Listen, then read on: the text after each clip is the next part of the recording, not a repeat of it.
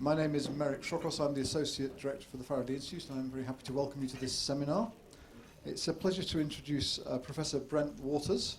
He's the Jerry and Mary Joy Stead Professor of Christian Social Ethics and Director of the Jerry and Mary Joy Stead Centre for Ethics and Values at the Garrett Evangelical Theological Seminary in Evanston, Illinois.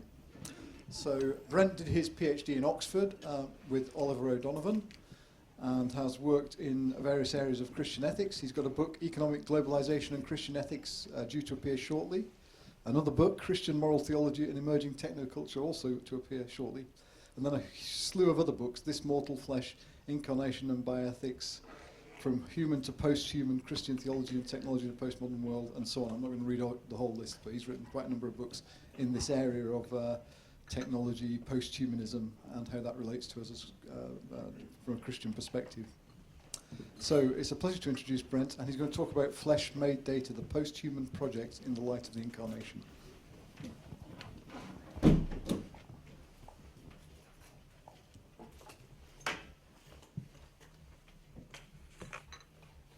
First, thanks very much for the invitation and your hospitality. The post-human project may be characterized as a movement to use various technologies for the purpose of extending longevity and enhancing physical and cognitive performance.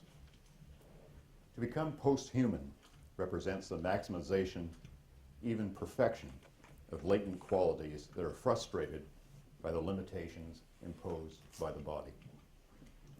The goal, in short, is to overcome these perceived unfortunate limitations, thereby making individual human beings better than merely being human. Proponents of this ambitious project include such authors as Nick Bostrom, Max Moore, Aubrey de Grey, James Hughes, Hans Moravec, and Ray Kurzweil, as well as the work of such organizations as Humanity Plus, Singularity University, Foresight Institute, and the Future of Humanity Institute. What post-humanists of varying stripes hold in common is the belief that it is tragic that our lives come to an end. In the words of Max Moore, aging and death victimizes all humans, thereby placing an unacceptable imposition on the human race. Consequently, technologies should be developed that extend longevity not by a few years, but by centuries, perhaps millennia, or even better, achieving immortality. Death should become a matter of choice or misfortune rather than necessity. There are currently 3 overlapping strategies currently at play to achieve this immodest goal. The first may be characterized as biological immortality. With anticipated developments in genetic and biotechnologies, the average lifespan can be increased dramatically, perhaps indefinitely. The twofold challenge is to prevent the shortening of the telomeres and to ensure that degenerative mutations do not occur in cellular replication and rejuvenation. In addition, the immune system will be genetically enhanced and deleterious genetic defects removed or corrected to protect individuals from life-threatening and chronic diseases or disabilities. Aubrey de Grey, for instance, contends that living for 150 or 200 years will soon become routine.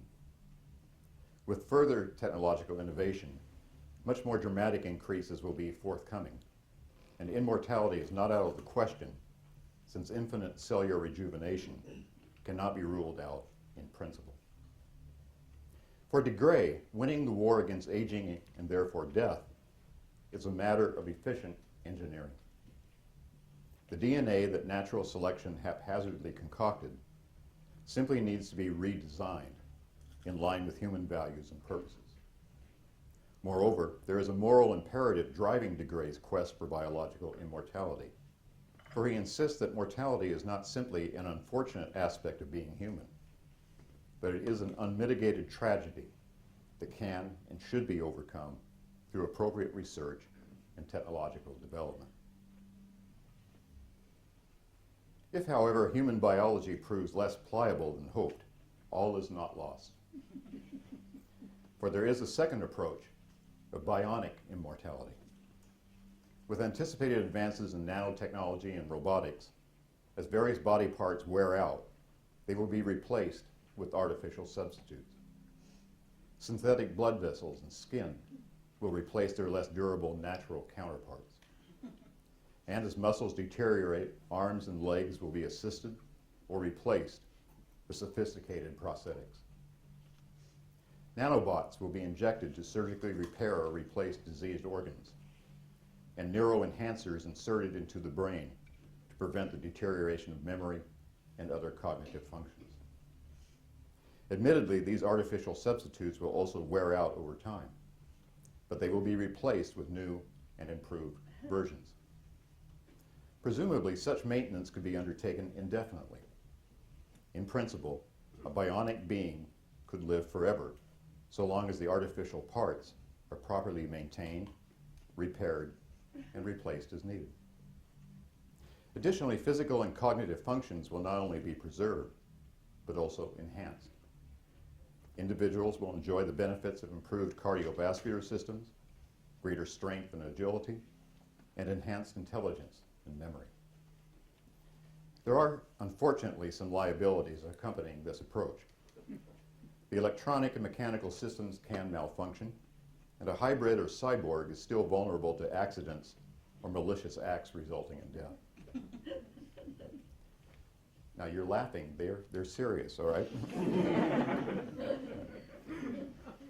Although a predominantly artificial body is an improvement, it is still not an ideal solution in overcoming the limits of embodiment. This leads to the third and most speculative approach, virtual immortality. Following such visionary leaders in the fields of artificial intelligence and robotics as Ray Kurzweil and Hans Moravec, the information contained in the brain that constitutes a person's memory, experience, and personality can be digitized.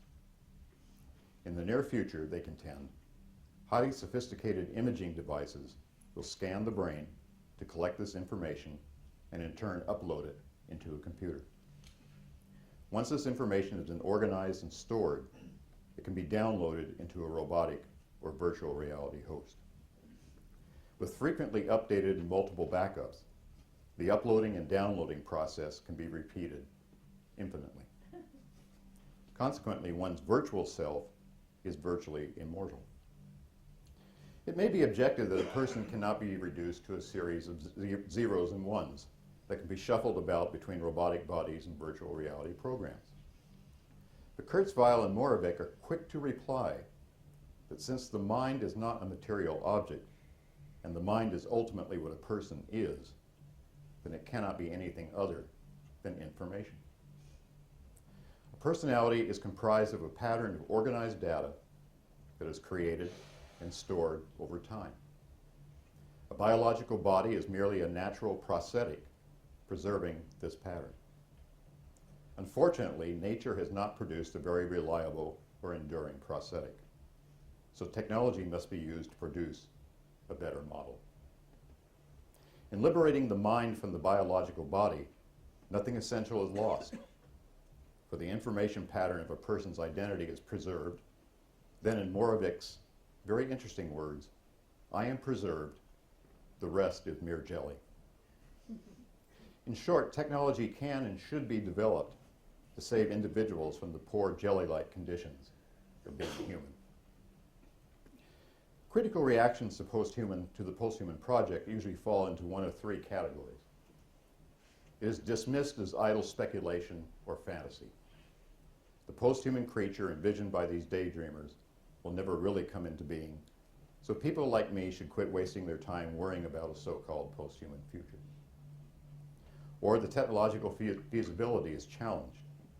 The anticipated developments in biotech, nanotechnology, bionics, and IT are not forthcoming and may not be possible. So again, why waste our time arguing about a future that is far from being imminent? Or it is seen as a sinister movement that is creating untold moral and political mischief. Francis Fukuyama, for example, identifies transhumanism as the world's most dangerous idea, and it should be vigorously opposed, if not suppressed. Admittedly, each of these reactions are valid. The post-human project could very well prove to be vacuous, unachievable, or ominous. But what each of these reactions misses is the extent to which post-human ideas and rhetoric is already shaping the expectations and imagination of late moderns. Individuals increasingly regard themselves as self-constructed projects, projections, and artifacts of their will. And they turn to technology to overcome the bodily limitations that impede them from satisfying their desires. In the stark words of Catherine Hales, people become post-human because they think they are post-human. Whether the envisioned technological transformations prove feasible or not, our post-human self-perception is already shaping our desires and expectations, as well as the actions we take to fulfill them. In this respect, post-human discourse is not so much predictive and futuristic, but is more akin to hyperbolic description and commentary on late modernity, on where we already are. A so-called post-human future amplifies to an intense level the desires, hopes, and dreams that late moderns already hold, and which they believe can be increasingly fulfilled through technological development. In brief, they believe that nature and human nature can be reduced to its underlying information and with appropriate technologies reshaped in more desirable ways.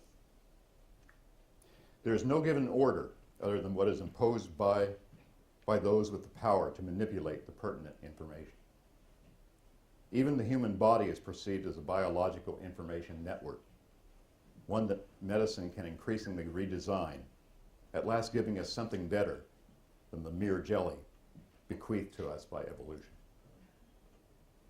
Our common language discloses the extent to which we presume that we are progressively asserting greater mastery over nature and human nature. For it is taken for granted that societies, corporations, communities, and individuals can and should routinely remake, reinvent, or recreate themselves. The world and its inhabitants are, at least in principle, infinitely malleable. And with sufficient technological power, can it be, at least potentially, shaped into whatever we will. You may object that such mastery and malleability are illusory, and you would be correct to do so. Despite our best efforts, contingency steadfastly refuses to be domesticated. Nonetheless, illusions form perceptions and desires, and the best illusions contain enough elements of truth to command attention and shape desire. Asserting a growing mastery over nature and human nature is an attractive message with an impressive track record that can be referenced. Few would deny that technology has improved our health and made our lives more comfortable. Consequently, it is not a fanciful step to claim that post-human discourse denotes an early stage of creating a new myth. Now, a myth is not a sophisticated illusion.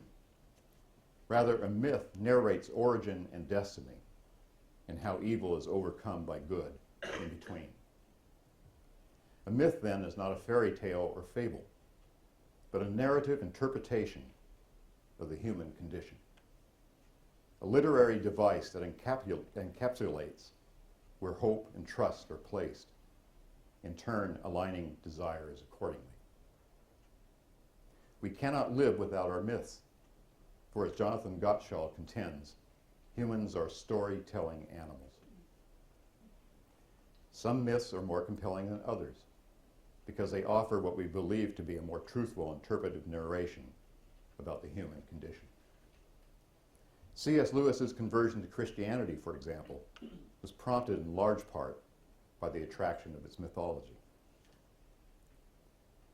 The rough storyline of the emerging post-human myth, and I should stress it is a salvific or redemptive myth, goes something like this. The essence of being a human being is the information comprising the mind or the will. Unfortunately, this information is confined to a body, that imposes unacceptable constraints upon the will and deteriorates over a short period of time. Embodiment is therefore a curse to be overcome by constructing a better host for the will, preferably one that can be sustained indefinitely. In short, humans must save themselves from their finite and mortal bodies by building a superior prosthetic of the will. The principal problem with this myth is that it is predicated on an insufficient and potentially perilous anthropology. For a human being cannot or should not be reduced to a will trapped in a body. In the time remaining, I will demonstrate this insufficiency by contrasting the post-human myth with the Christian myth or doctrine of the Incarnation. Or in more prosaic terms, compare the differing assessments of finitude, mortality, and natality that are made from the stances of turning flesh into data as opposed to the Word made flesh. Now, I do not have the time or probably the talent to offer a comprehensive overview of the Incarnation, so the following cursory summary will have to do. The Incarnation encapsulates the rather astonishing, some would say scandalous claim that in Jesus Christ, God became a particular human being. Or in more poetic terms, the Word was made flesh, the Creator becomes a creature. This incarnate presence sets in place a redemptive process, culminating in the death, resurrection, and exaltation of Jesus Christ. But it needs to be stressed that in this scheme, humans are not rescued from their bodies, but rather, following Paul Ramsey, saved as embodied souls and ensouled bodies. There is no informational essence that can be separated from the body and placed in a different host. The Incarnation, then, is also an affirmation of the creaturely status of humans, for it was with such inherently limited creatures that the Word was pleased to dwell. With these respective post-human and incarnational myths in mind, we may now contrast their differing assessments of finitude, mortality, and natality. For the post-human, finitude is inimical to human flourishing. To be limited is to be in bondage, for freedom consists of the absence of external constraints upon the will.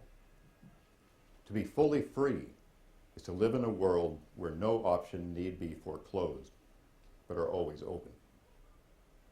Unfortunately, our bodies impose a multitude of constraints upon the will, preventing us from doing what we want to do. We often lack the strength or dexterity to perform certain acts, and our brains have a limited ability to store and accurately access memory. When I was young, for example, I wanted to be an athlete, but I do not have an athletic body. So I was not free to satisfy my heart's desire. So instead, I became an academic. But alas, I cannot remember everything that I read, and what I do recall is often a muddle. The post-human solution is to free the will from the bondage of finitude by constructing a better prosthetic of the will. This will be accomplished either by re-engineering and enhancing the body, exchanging selected parts with superior artificial substitutes, and eventually uploading and downloading the information constituting the will. In each of these stages, freedom is presumably enhanced, for an expanding range of options is being created. With some biological and bionic enhancements, I can at last become a stellar athlete, or in virtual reality enjoy the pleasure of total and accurate recall. The will then, can only become truly free by diminishing the finite limits or constraints of embodiment. In contrast, the Incarnation affirms finite embodiment as a good. To be a human creature means that one is necessarily embodied and therefore finite. Theologically, it is a characteristic that differentiates humans from their infinite Creator. And this difference should serve to remind humans that they are perhaps in peril when they ignore or attempt to surmount their creaturely constraints. The problem is also amplified given the fallen state of the human condition. As sinners, we, more often than not, desire good things badly. It is due to this disordered desire that late moderns in particular are disabled from acknowledging finitude as a good of their creaturely status and perceive it principally as an unfortunate and unwanted constraint that should be overcome or at least mitigated to the greatest possible extent.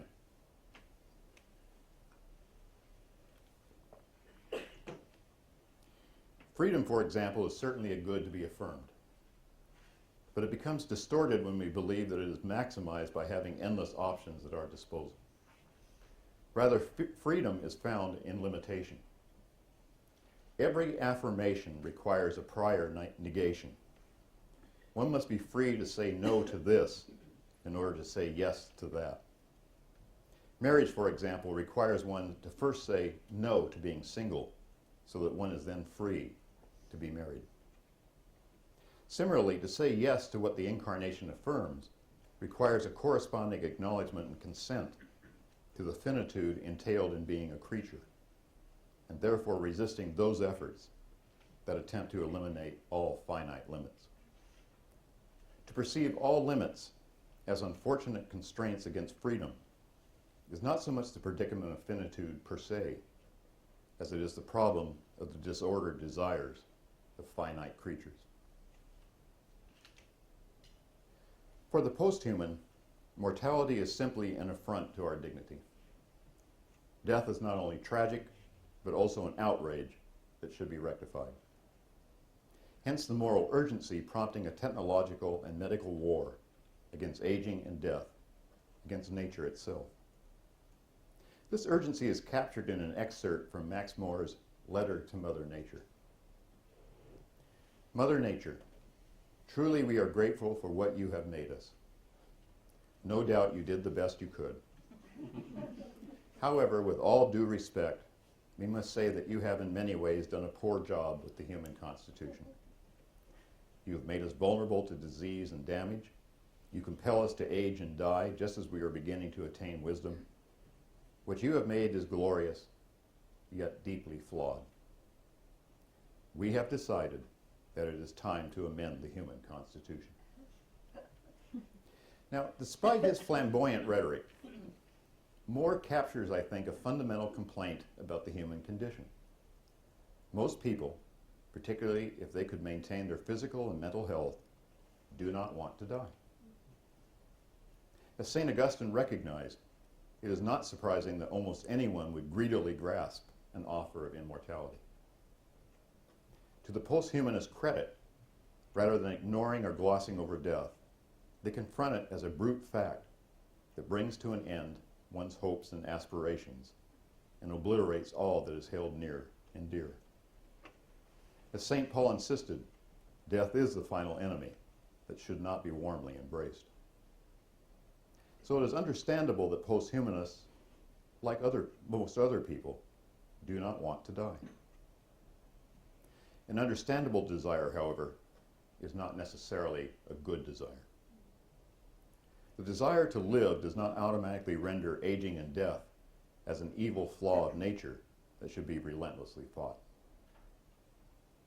In contrast, the Incarnation affirms the good of mortality. To be an embodied and finite creature requires both a beginning and an end. This again differentiates the eternal Creator from temporal creatures and serves as a reminder that all humans are mortal. Death per se is not a universal tragedy inimical to human flourishing.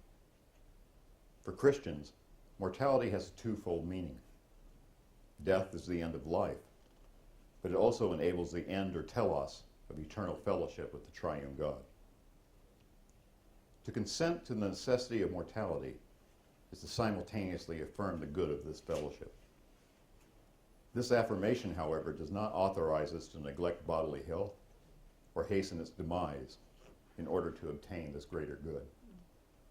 As the ideal of martyrdom teaches, Christians should not fear death, but neither should they seek it. Unlike the post-human project, salvation does not consist of liberating the will, mind, or soul from the body. Using Ramsay's words again, the human creature is an embodied soul and ensouled body that cannot be separated in either life or death. Consequently, it is as a psychosomatic unity that humans are born, redeemed, die, and are raised to eternal fellowship with God. Since the end of eternal fellowship with God does not consist of rescuing immaterial data from a material body, then embodiment should inform both the ordering of our desire toward this end of eternal fellowship, as well as our temporal fellowship with others. There is nothing wrong with wanting to live, but a finite and mortal creature wanting to live forever is a disordered desire. The desire and necessity of fellowship leads to the final contrast entailing natality. It is telling that in post-human literature, virtually nothing is said about offspring, other than a cursory assumption that if individuals, for whatever idiosyncratic reasons, want to have children, they should have the right to use various technologies to procure the most desirable ones. This casual disregard of descendants is explicable if one's ultimate goal is immortality. If one is endeavoring to live for as long as possible, perhaps forever, then future generations are not only not necessary, but may prove to be another external constraint against the will, or worse, unwanted competition. This disdain for generational interdependency discloses both the linchpin of the post-human project and also why it is a perilous enterprise. The fear of death and subsequent quest for immortality is not an unprecedented phenomenon. Every generation has faced death as, in Hannah Arendt's words, the only reliable law of life that inevitably consigns everything human to ruin and destruction. Surmounting this reliable law has prompted various strategies for achieving immortality. For the ancients, this might mean participating in an immortal lineage or empire, while moderns make contributions to immortal art, literature, or more broadly, history. Arendt recognized that what these ancient and modern strategies share in common is a consuming fear of death, resulting in illusory and ultimately futile attempts of overcoming this only reliable law of life. Lineages die out, and empires crumble. Works of art and literature are lost and forgotten, and history shall come to an end. The fear of death, then, provides an ineffectual, if not deadly, basis for ordering intergenerational fellowship among finite and mortal human beings.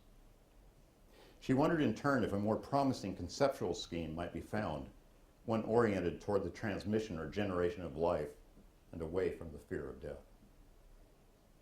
Arendt coined the word natality as a way of conceiving this reorientation. Birth and death are the two definitive conditions demarcating the human condition. It is pursuing the former, however, rather than avoiding the latter, that should provide the principal metaphor for ordering human life and lives. Natality ensures a generational continuity over time, while also encapsulating the possibility for change and improvement. Each new birth embodies simultaneously a continuous line of memory and anticipation, a self-giving which creates a recipient who is both like and yet unlike the giver.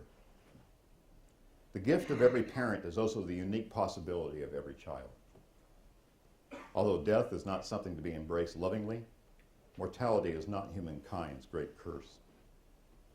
When death is perceived as nothing more than a cruel fate, natality is robbed of its power to renew and to regenerate. To be fixated on mortality is to promote a social and political order that attempts to cheat that fate for as long as possible. Survival, then, becomes the consuming desire that in turn corrupts all other values and considerations. The birth of a child holds no hope or promise. It serves only as a reminder of a mortal fate to be despised and despaired. Consequently, replication, as opposed to reproduction or procreation, becomes the tyrannous rationale of personal survival, pervading all resulting relationships and associations. In this respect, it is important to note that what differentiates the post-human project from both ancient and modern projects for achieving immortality is that it is predicated entirely upon personal survival. Although the ancient and modern strategies are illusory and futile, they nevertheless entail participation in projects that are larger and outlive individuals.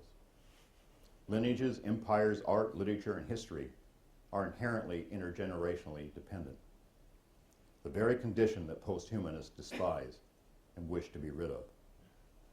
Admittedly, the posthuman project is equally futile and illusory. But as I mentioned earlier, illusions nonetheless form the expectations and imagination of individuals, and more broadly, that of a culture. And this leads us back to posthuman discourse as hyperbolic description and commentary upon our present circumstances. Through its futuristic rhetoric, it amplifies, exemplifies, and justifies one of the most pervasive late modern illusions, namely that of an impervious individual autonomy and its resulting narcissism.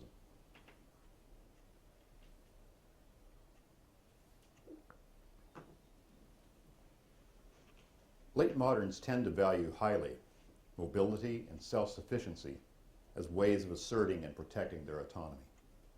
And increasingly, technologies play a central role in achieving this goal. We can travel relatively easily and quickly to almost anywhere we please, or we can instantly access remote locales, or we can create alternative virtual worlds. We can be literally in many places at the same time. The late modern world is increasingly nomadic. We wander about as we will, both realistically and imaginatively. Moreover, we are coming to believe that we really don't need each other to accomplish whatever we might will. And whatever we need, we might have of others, it is usually temporary, entailing a quick, expedient, and anonymous exchange. Our perceived ability to do what we will has become so ingrained and taken for granted that we often fail to see the extent to which our so-called autonomy is utterly dependent upon others. Imagine, for example, that I need a new computer so I can continue to write books and articles that are read by very few people. I ordered the computer online. In the few minutes that it takes to complete this task, I initiate a series of global transactions. Although the lead office of the company from which I purchased the computer is located in California, the server hosting the website is in Vancouver. An office worker in Dublin reviews and processes my order. The hardware and software are manufactured in such places as Bucharest, Seoul, and Taipei. My customized computer is assembled in Shanghai and air freighted and delivered to my door by a corporation headquartered in Memphis. My prized computer is user-friendly, so I turn it on, answer a few questions, and in a matter of minutes I am up and running. I sit back with a sense of smug satisfaction that I did this all by myself. My smugness, of course, is conceited nonsense, because the process of obtaining my prized computer involves dozens, if not hundreds of people. The technology that I use to obtain my new computer does not so much enhance my autonomy as it hides my dependency upon others in satisfying my desire to write unread books and articles. It would not be troubling if such deceptive autonomy was confined to exchanges in global markets, but the illusion is more pervasive and formative than that. For nearly 3 decades, Sherry Turkle has been studying the influence of technology upon contemporary culture, particularly among teenagers and young adults. In her latest book, Alone Together, she identifies a growing preference for virtual or robotic companions because they are more dependable in meeting one's needs and wants. Friends and family members often disappoint. I can testify to that. Robots and avatars rarely let their users down. And if they do, they can be reprogrammed or easily replaced. She notes that this preference is also on the rise among pensioners, especially those confined to institutional care. In Turkle's words, technology proposes itself as the architect of our intimacies. She goes on to add, sociable robots and online life both suggest the possibility of relationships the way we want them. These so-called relationships, then, are not with an other, but projections of oneself, akin to gazing at a flattering mirror. The self is truly the center of these relationships. Indeed, the self is the center of every relationship. It isn't such mundane activities as online shopping and keeping company with artificial companions that the hyperbole of post-human rhetoric captures and discloses the underlying illusion of autonomy and its accompanying narcissism. The envisioned post-human is genuinely autonomous, for when finite and mortal limits have been eclipsed, the resulting immortal really doesn't have any need for anyone else. And hence the total lack of interest in natality, because there is no need to be regenerative or self-giving, because one is already the center and purpose of the future. For a future to which one contributes but will not be in a position to directly receive is simply not worth pursuing. And a future in which I am not the center is not even worth contemplating or envisioning. As Arendt recognized, when the prospect of death becomes a consuming fear, natality is effectively negated and stripped of its meaning. Ironically, the more we come to believe that finitude and mortality can and should be overcome, the less attentive we become to others, thereby effectively diminishing human life and lives over time. Again, if post-human rhetoric could be sequestered to the realm of fantasy, then we, or at least I, could rest easier. But it is already subtly influencing certain social practices. It should give some pause to consider how the contemporary practice of medicine is adopting, largely unwittingly, I believe, post-human premises on how to relieve the human condition. Traditionally, medicine has been properly dedicated to providing curative therapies, maintaining and restoring bodily functions, and relieving pain and suffering. And in doing so, it recognized that its patients were embodied, finite, and mortal. Consequently, in any prospect of medical care, there comes a point when medicine can only care and not cure. Increasingly, this is a difficult point for late moderns, both healthcare professionals and patients, to accept.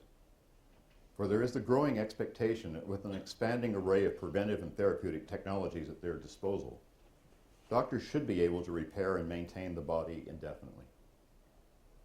In the medical and bioethics literature, aging is now routinely regarded as a disease to be treated.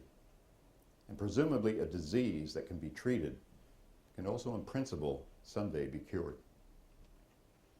This is tantamount to waging a war against finitude and mortality. And the cost is transforming human creatures into beings they were never created to be. A goal warmly endorsed by posthumanists. But this shift away from cure and care to transformation corrupts medicine. For its purpose is not to overcome the constraints of embodiment, but to help patients come to terms with the consent to their finitude and mortality. When medicine forsakes this purpose, it grows tone deaf to what Jeremy Taylor described as the voice of suffering. It's ironic that sometimes in order to stop the suffering, the patient must be destroyed. In light of the Incarnation, what might be said in response? Perhaps something like this. The Word made flesh dispels all notions that creatures bearing the imago Dei are autonomous. Humans are free persons, but that personhood and that freedom is necessarily shaped and lived out in fellowship with other persons who share the bonds of imperfection that bind embodied, finite, and mortal people together. In short, we are mutually dependent creatures. This dependency must be stressed, for late moderns tend to believe that all human relations are predicated upon exchange. If I have nothing to give, I am of little or no value to anyone. In suffering and dying, such reciprocity grows steadily asymmetrical, but this decline should not be construed as a failure. As finite and mortal creatures, we are always dependent upon others. And this dependency is total at the end as well as at the beginning of life. And at these points, it is proper, indeed more blessed, to receive than to give. In consenting to such dependency, we receive care as an affirmation of the goods of fellowship, finitude, and mortality. In using a baby as her symbol of natality, Hannah Arendt also insisted that it be received as a gift. Unto us a child is born. For it is only as a gift received that a child embodies a hope in genuinely new and renewing possibilities. Otherwise, it is merely one more artifact created in response to a stultifying fear of death. Our offspring simply become projections of our will. Ironically, in attempting to become the masters of their own fate by waging a war against finitude and mortality, post-humanists effectively foreclose the possibility of genuinely new and renewing possibilities. For they are dedicated to asserting all-encompassing control rather than being receptive to the unanticipated. At the end of the day, despite all the futuristic rhetoric, post-humanists are merely attempting to impose a tyranny of the present over the future. As Christians prepare once again to celebrate the season of Advent and Christmas, they will also bear witness to the Incarnation and its attendant hope in a child that is given to us and not one that we make. And in doing so, they place their hope in the Word made flesh and not in turning their flesh into data. Thank you.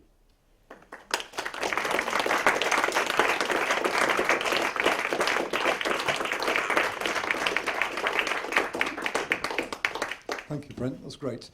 Questions? Could you wait for Lizzie with the microphone? Rodney at the back.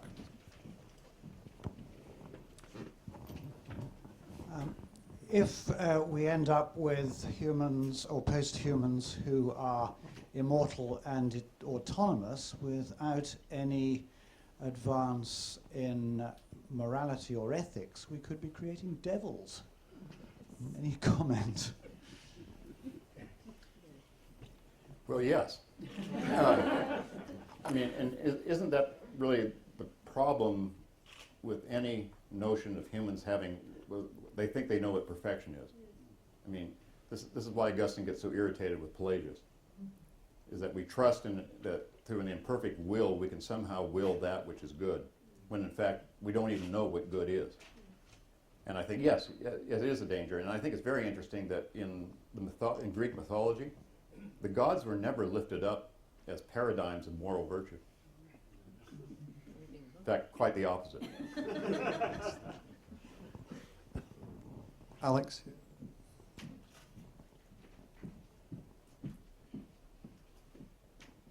Thank you very much for a very inspiring talk. I'm very sympathetic with a lot of the points that you raise. I'm just wondering, doesn't the difficulty of tackling this problem lie even deeper?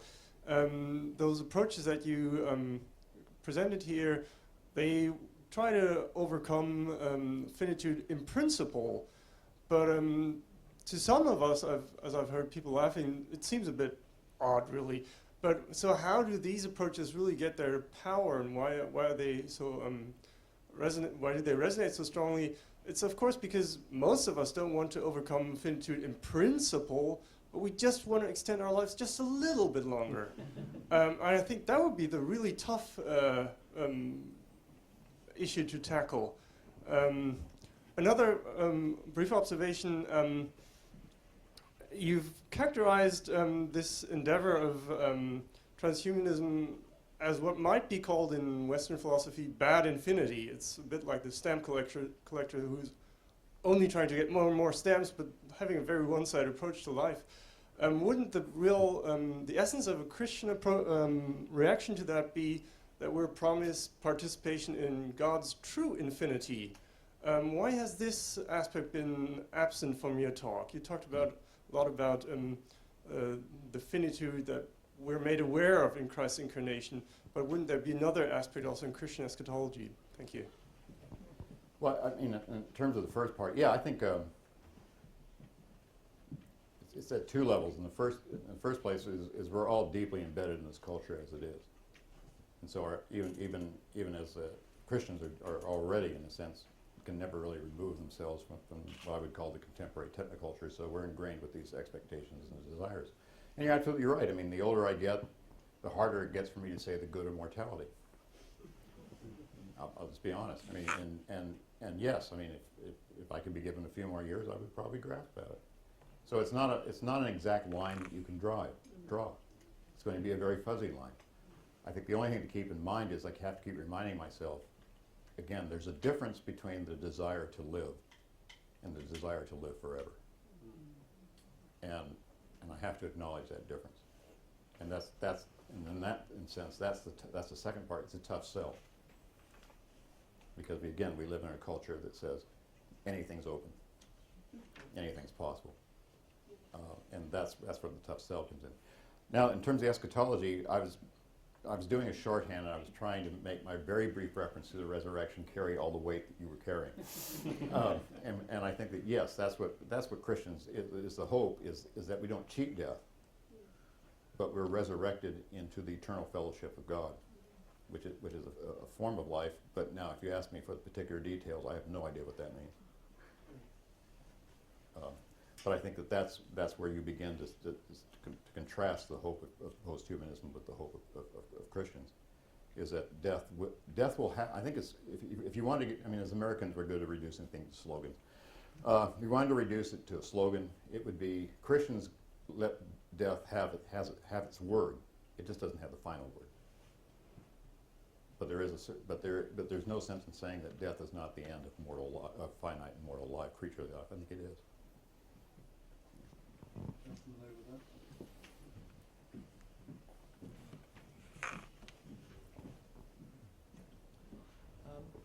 A couple of questions. I'm not sure your characterization of the implicit values is quite right. Firstly, in terms of fear of or dislike of death, I don't think that's inherently narcissistic.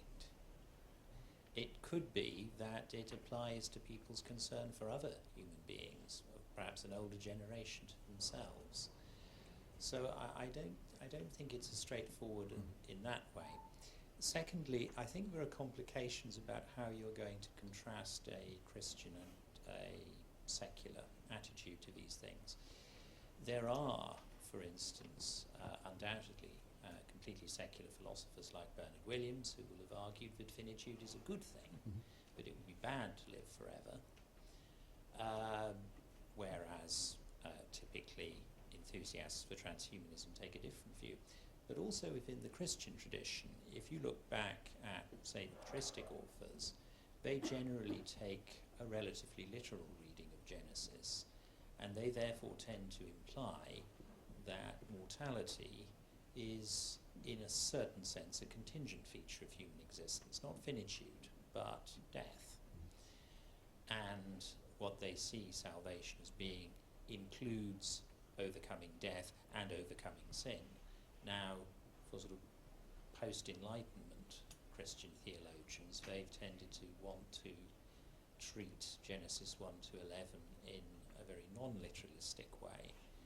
And this maybe makes it more difficult for them to affirm that death is a bad thing.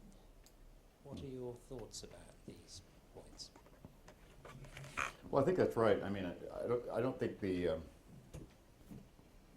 autonomy need necessarily be linked with narcissism. I don't think it inevitably leads to that. I think within post-human thought it does, given the presuppositions. And yes, there's very good secular reasons why you may be opposed to overcoming finitude and mortality, and I recognize that and see those people as allies in a sense. Now, having said that, I mean, one of the arguments that's often given against this is that we shouldn't live forever because it would be boring. I don't think that's a very good argument, because I think I could find lots of ways to amuse myself for a very long time. But nonetheless, I think there are some very good secular as well as religious arguments for affirming the goods of finitude and mortality. Yeah, it's very interesting. I mean, I think there's a profound difference between the moderns and the ancients and how they read the problems of embodiment, finitude, and mortality. And I grant that. And I think we have a lot that we need to plunder from the ancients in order to recover ways of thinking about that. But what was very interesting, I think, in the early patristic debates was, were humans created by nature as being immortal beings, and therefore sin, stripping of their immortality was punishment for sin? And for a while that seemed to be the standard reading. But I think increasingly, I think Augustine wins the day when you do a very careful read of him, and in particular the retractions, where he's really saying, well, no, actually humans were not by nature created immortal. They're not angels. It was that in perfect fellowship with God, they could have been sustained indefinitely. But in breaking the relationship with God, then they faced the prospect of mortality. And someone like Jeremy Taylor would say what really entered in with sin or it entered in sin in terms of death, was that it was now done in fear and agony, rather than seeing as an appropriate end of life. So I think there again, we can borrow heavily from the ancients as well as bring them into conversation with moderns, of really saying, what does it mean to affirm mortality as a good? And all I'm trying to introduce is the notion there seems to me to be an intergenerational aspect where we are impoverished as humans if we don't see ourselves as giving something to the future, rather than seeing the future as something we want to control. Gentlemen.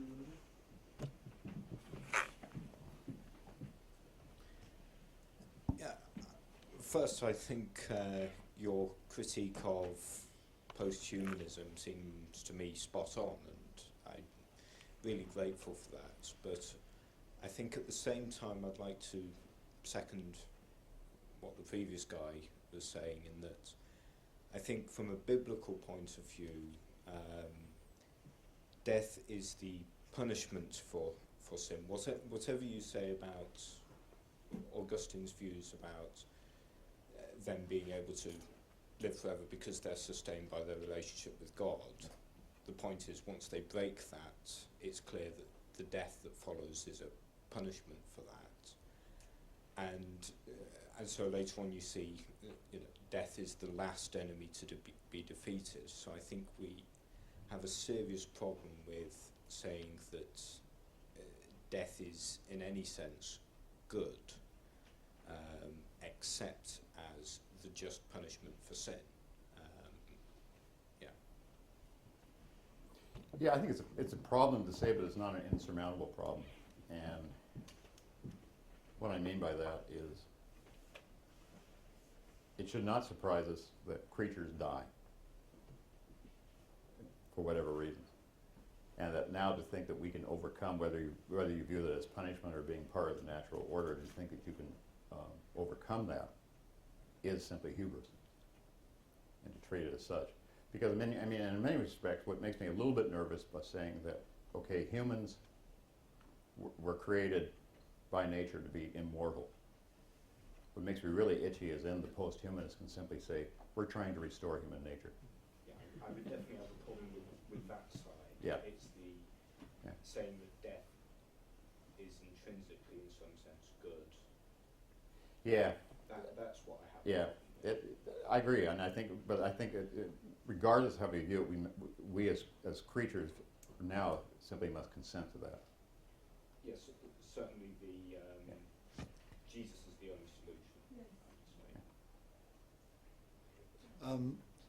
Hilary at the back, and then this lady. I'd like to just follow that point up, if I may.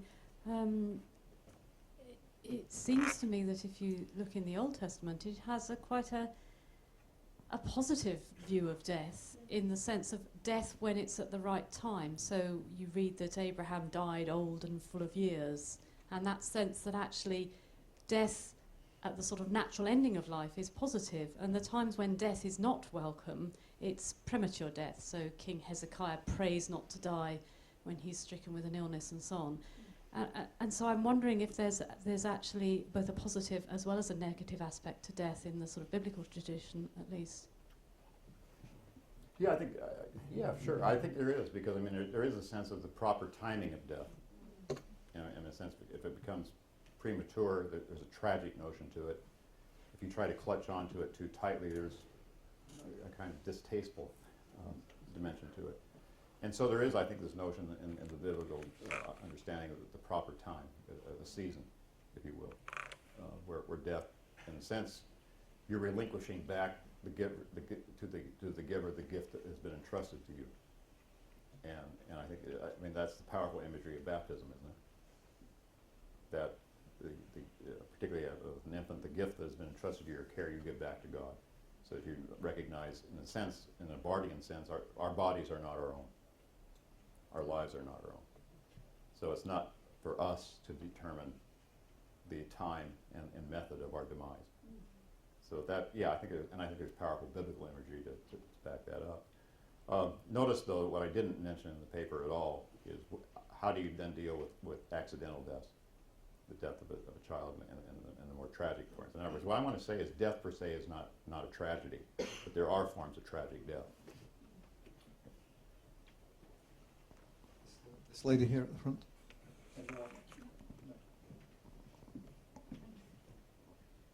First of all, thank you so much for your talk. It was absolutely fascinating.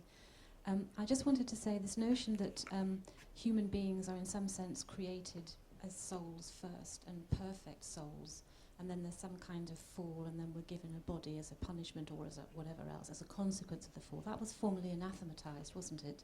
That's Origenism and Evagrianism or whatever else, and that whichever council in 500 and something. So that sense of the dual creation is not on the books. But I just did want to go back to the notion that, of course, as I have discussed briefly, that there is the post-human Christian myth. We will get a new body. Just as the post-humans say we have a prosthetic one, we'll get a new one. We've no idea what it's like. And it will live forever when we no idea how. So in that sense, we have the same myth, we have the same dream. It's just that it takes place in a different place and through a different mechanism. The one is transcendent, the other immanent, Right. the one due to the other, essentially an other, and the post-human one, as you've described it, down to self. And it seemed to me that was more the distinction between the two. Apart from that, they're the same. And I just wondered, why is that such a polarity? Yeah. Why can why is it so frightening that our post-human myth should be transcendent and other, as opposed to self and immanent? What makes that frightening? I mean, for the Christians here, we think it's rather good, but everybody else seems to think it's dreadful. How do we get across that kind of divide? Well, I'm not sure you can, because I think it's a very different eschatology. Because I think post-humanists believe that the only thing that can rescue them is immortality, which is endless time. Okay. Whereas Christian hope is to be raised into the eternal life of the Creator, and eternity is timeless. So it's not just a semantic difference, it really is a very different understanding of what constitutes the basis of hope, eternity as opposed to immortality. They're not exactly synonymous. And then, secondly, I think in my more uncharitable moments, I simply characterize post-humanism as Manichaeism on steroids. It truly is premised on a loathing of the body. And what I'm saying is that Christians have always, I think, been tempted to loathe the body, but they've never been able quite to do it because they recognize that there's something good about it. It's good to be embodied. And so they've resisted the temptation to become Manichaeans. We just have one last question from this gentleman here.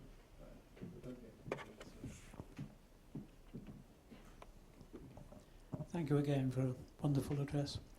In a very feeble attempt to boost your book sales, is there one book either already published or about to be published that covers what you have told us about today? Because I would dearly love to buy it. Well, bless you. Actually, it reminds me that when I come home and I tell my wife with great pride, if I've signed a new contract, her first question is, will this one sell? I found out from other people, if you really want to make money on books, reserve the movie rights and action figures. Yes, the book's coming out at the end of the year, called Christian Moral Theology and the Emerging Technoculture, from post-human back to human. And what I want to argue in that is saying, look, it's really in the mundane activities of being finite and mortal creatures that we find our place in the world. So in other words, one of the things I think contrasts the emerging technoculture from a Christian view, or even a more ancient view, is that for the late modern, really all they want is information. What they don't want is narration. But if you can't narrate who you are, I think you're in deep trouble. And you simply just can't have information to manipulate. And they also simply want space as opposed to place. Physical place is becoming less and less important. In fact, it's really a burden. And what you want to create is virtual space to protect entrance into. I mean, if you really want to see a demonstration of this, I've spent way too much time in airports, but it's kind of fun to watch. A lot of conversation and exchange of information is going on in an airport, but not with each other. We use the technological devices to create these artificial spaces so I can ignore you or anyone who's in close proximity, but in doing so I make you virtually invisible. So increasing is that narrowing range of who I'm going to admit into my world. Ashgate. Good British publisher. Let's thank Brent again for a very interesting talk.